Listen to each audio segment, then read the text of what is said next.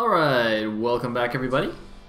We are about to go on to the final match of Group D, the last game we're going to cast today because of course, unfortunately, there will be no losers match. Zero has dropped out of the group 0-2 due to a PC malfunction. So the final match is going to be Andre versus Nimu.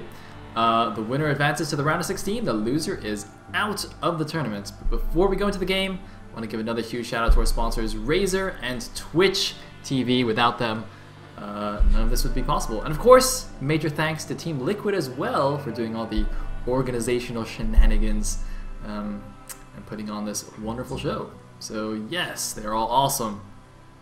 Now back to the game. I just thought of something. What's up? What if Steve Mann has logged in multiple accounts on IC Cup? He's got one as me, and he's in your game, and he's made another one as you, and I'm in his game, and he's gonna start like 2 games, and we'll just be in a completely different game and not even know. That would be amazing. And he actually has a replay that's similar to the real one.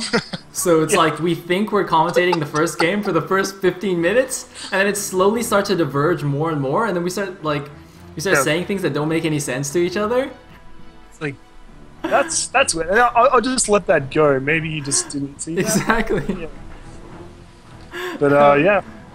That would Hopefully be we're brilliant. at the same replay, and Dude, we will get to see Andre, the wanting to have sex withness of sisters. Is that a good title? Hold on, can I just say, if Steve Mann is actually that smart, can we just like hire him? Can we recruit him onto TLS staff? Like if this happens right now, like, all right, good enough. Yeah, dude. It's like proved your worth.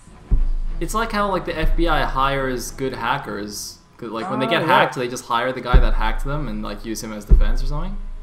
You know, it'd be like that. I want to hire Steve Mann. Fair enough. But this is in fact a rematch game Whee. between Nimu and Andre. Pretty funny actually. I guess Andre just played against Nimu and he's playing against him again, so he gets like another chance. You know? Mm-hmm. And he got BM'd, so he's probably, I don't know. Better get out before it gets embarrassing. You think he's just going to BBS or something? It is Fighting Spirit. It's pretty possible.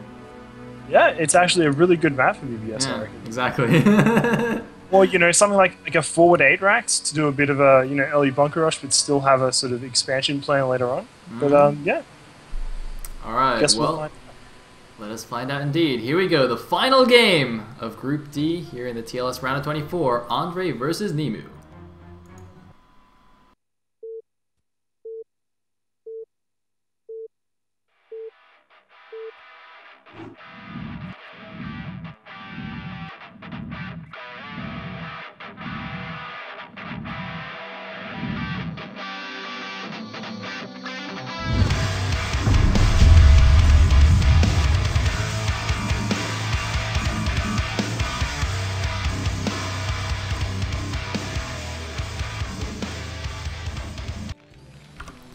And here we are in the game. Uh-oh! Oh no! God. That SCV, how embarrassing.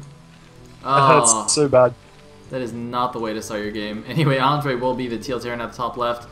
Nimu, the blue Zerg at the bottom left. Once again, the Zerg. It's weird how much he random Zerg.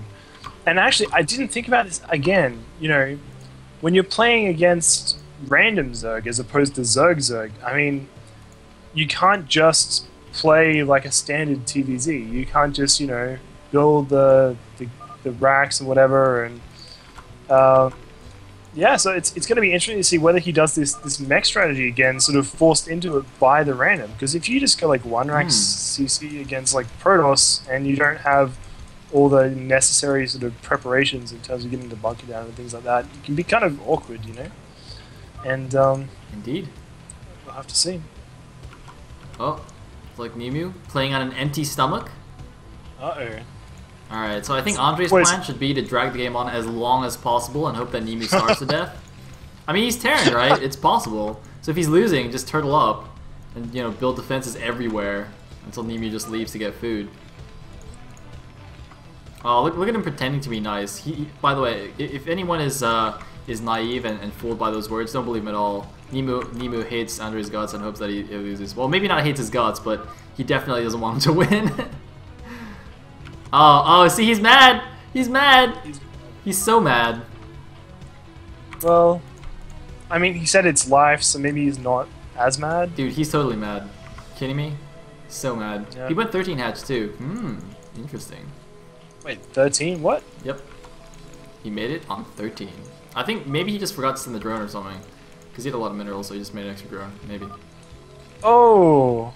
Uh-oh. Wait. That is rich coming from Andre. Yeah, I know, considering he just got owned in Brood War. I mean... Hold on, no. More importantly, considering what he said in his interview, he's like, I have nothing else going for me except being in TLS. My life is terrible. I don't see how you can say that. Well, yeah, they're actually being quite friendly to each other this game. So I guess the wrongs of past have sort of washed under the bridge, or over the bridge, or whatever. And it looks like Nimu actually might be going for a third base. Oh no, it's just the drone scout. All right. I don't know. I thought he might be sort of. He could. No, dude, when you get humiliated in a game of StarCraft, I don't think you ever truly forget. Like, I still remember the first ever game that some guy BM'd me. It was I think it was like only, you know, like my 10th ladder game ever or something. I was like some little D newbie. I played on Python, and I was playing Zerg because I was just playing all races because I didn't know what race I wanted to be. I played a ZVP against some guy who just only made scouts the whole game. And when I saw the first scout, I was good enough at that point to know that scouts are bad. And I was like, oh, this guy's just messing around. I can win this game easily. And then he killed me with only scouts. Oh, God. And to this day, I will never forget. Ugh. I did something similar to that to someone. I just made mass shuttles and just dropped just pure zealots into their base until eventually they died. Good time. I felt a little bit bad about it, but yeah, didn't do well.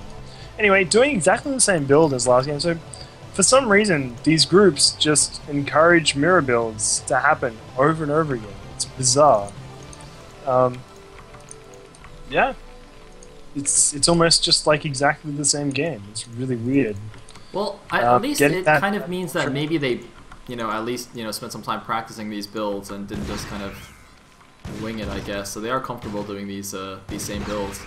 But yeah, interesting. And although I think it'll be more interesting to see what happens in the next round. Then, like, are the Polish Zergs going to keep 9 pooling in the next round, or we have a divergence?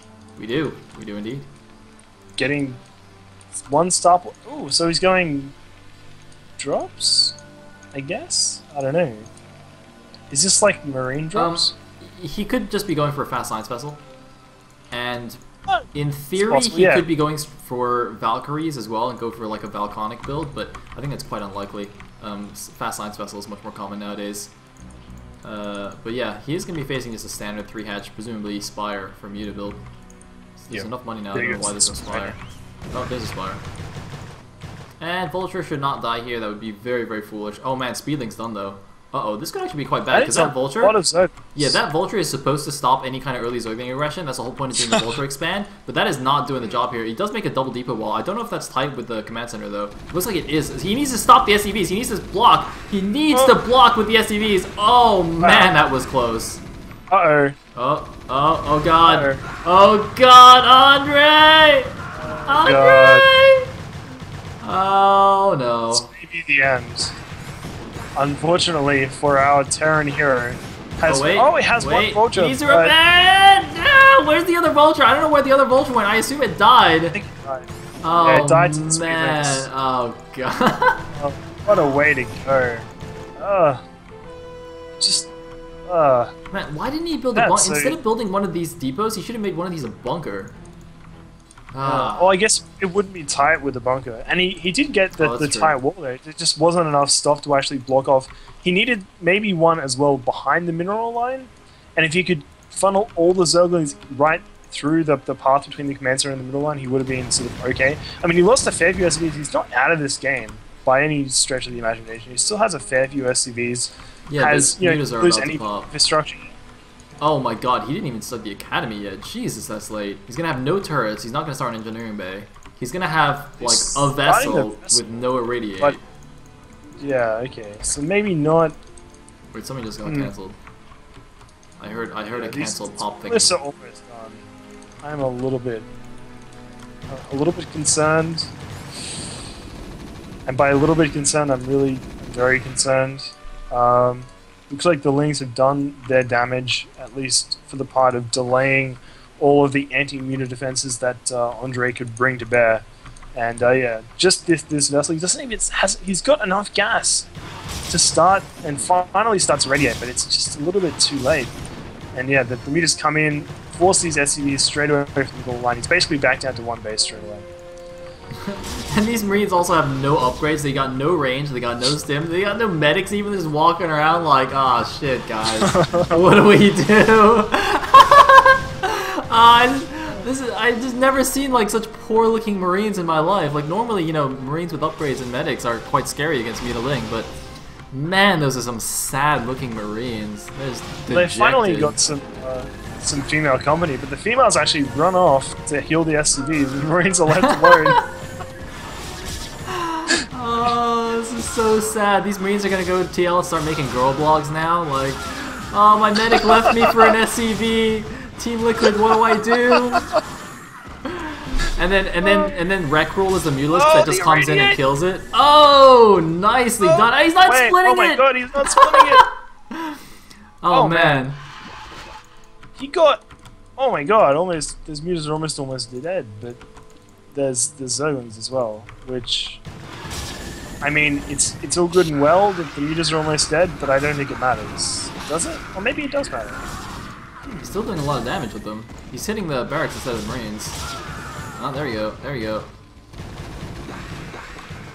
And well, he's not dead. And he's got a Vulture outside the Zerg's base, although there's a Sunk in there, so I guess he can't really run in. Maybe he can, actually. I'm not sure. The swarm of Zerglings is coming in, trying to finish off the job here. I love this positioning on the engineering bay over the top of the turret, trying to block it from being targeted, but it actually wasn't quite in position, so he was able to target it down. Getting rid of the last turret, he's going to leave this middle line pretty much open for sacking, and yeah, GG! Well, quick and dirty. And Nimu advances. Way! Man, I feel so bad for Andre actually. That was not a nice way to go down. But you always have to be ready for that kind of thing. You know, Zergs have the option of pumping out those extra Zerglings in the early game, and he wasn't ready at all. He didn't have a bunker there. You know, he did this kind of really greedy kind of like, I'll make one Vulture and therefore 0, you know, Zerglings will reach my base. But unfortunately, Speedlings don't really give a shit about one Vulture, and they showed that there. Indeed, indeed. So that means that True Touch and Nimu advance to the round of 16. We got another Zerg player and a random player, which should spice things up a little bit. So we're going to keep that 50% Zerg ratio then, with the 2 Zergs. That's true. Awesome. That's true. Going. Oh, and wait a minute.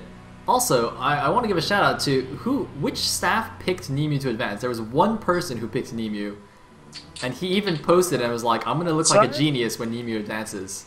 Who was it? Pretty sure it was Epoxide. Was it Epoxide? All right. Like 90% sure. Yes, yes. HPig is saying it was Epoxide. So Epoxide, you are smart. You're a clever man. And yeah, good job. Oh, actually, yeah. I'm gonna look so smart when Nimu advances. He's looking pretty smart now. Well then. Alright, so yes, that is all the games we have for today. I'd like to give another final shout out to our sponsors, Razer and Twitch TV. You guys are awesome. And of course, huge thanks to Team Liquid as well for organizing stuff. Thanks everyone for watching. Indeed, thanks to all the viewers. And by the way, I thought I'd also mention, you know, if anyone, you know, is just, you know, watching Brood War for the first time or something, or just started watching TLS, and you're like, hey, you know, I want to start playing some Brood War, then you should. You absolutely should. It's amazing. And you can either, I think you can get it for like $5 on Battle.net, or if you want, you can get a multiplayer only version from icycup.com and just start playing straight away.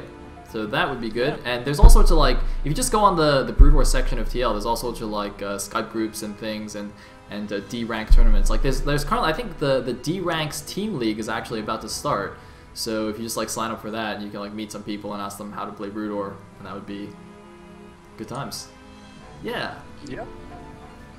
So all good. Thanks to everyone once again. And we will see you next week for groups E and F, the last two groups of the round of 24. See ya. That's it.